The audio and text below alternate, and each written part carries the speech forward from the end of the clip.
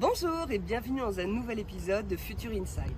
Aujourd'hui, avoir en même temps plus de flexibilité, de coûts maîtrisés et de salariés épanouis est devenu une nécessité pour les entreprises. En parlant de flexibilité, celle des durées d'engagement et de surface arrive sans surprise en tête de liste.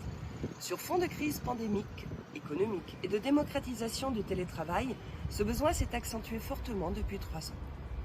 Face à cette nouvelle donne immobilière, les opérateurs d'espace en prestation de services reprennent activement le cours de leur développement.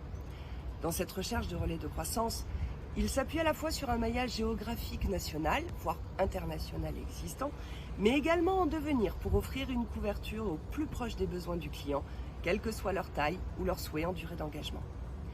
Parallèlement, le développement du business model des opérateurs s'appuie sur la mise en place de différents schémas.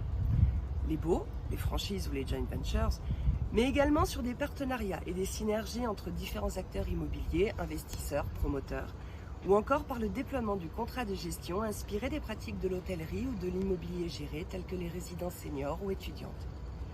Cushman & Wakefield vous propose de découvrir une analyse du marché de la prestation de services centrée sur les régions, véritable cœur des potentiels de développement observés sans faille depuis bientôt plus de 2 ans.